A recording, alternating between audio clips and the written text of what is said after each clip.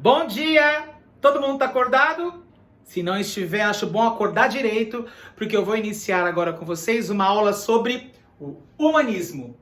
E o que é o humanismo? O humanismo é mais uma das nossas escolas literárias que vai acontecer logo depois que acaba o trovadorismo. O trovadorismo ele vai começar a cair quando surgem então os conflitos dentro do próprio feudo.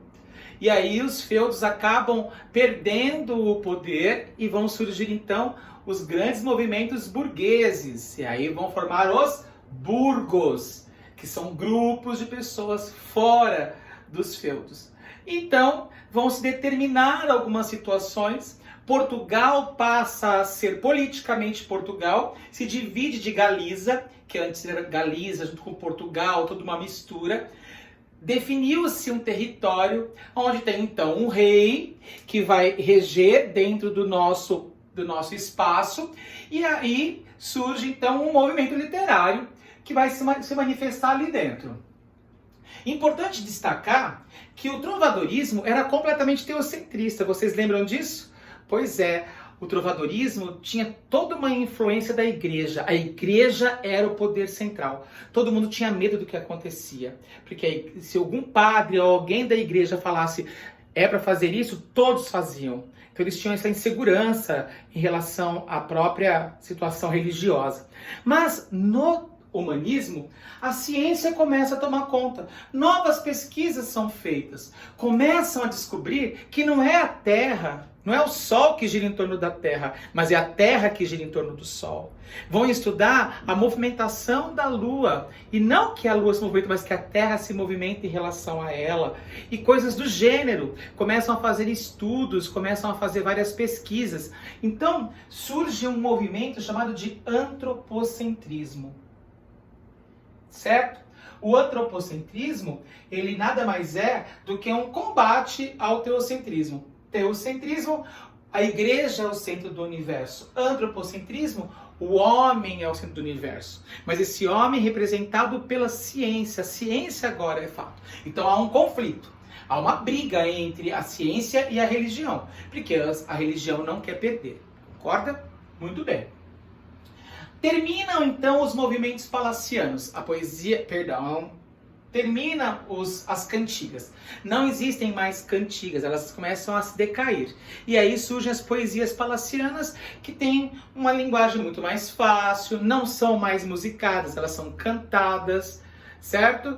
E não tem grande influência. O grande boom da literatura deste período é Gil Vicente, o escritor mais famoso da época em Portugal. Gil Vicente se tornou um grande dramaturgo. O que isso representa para a época? Como poeta, porque foi assim que ele começou também, ele não teve grande sucesso, ele não teve grande destaque como um grande poeta, mas ele teve um grande destaque como dramaturgo e caiu nas graças do rei.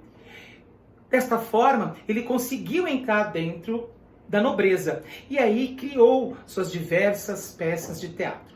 Lembremos que o teatro vicentino não é um teatro como shakespeariano, né? Cheio de cenas, de fatos, de cenários. Era um teatro simples, mas trazia muita graça e trazia muitos conflitos entre pessoas, políticos da época, da nobreza, né?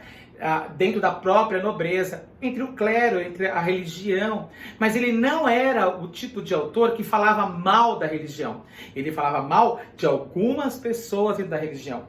Ele não falava mal entre os fidalgos que moravam ali no reino. Ele falava mal sobre a postura de alguns fidalgos. E isso sem precisar dar nomes. A própria peça, a própria encenação partia por esse princípio. Outra coisa importante do Gil Vicente é que ele escrevia, atuava, dirigia, era um cara completo, certo?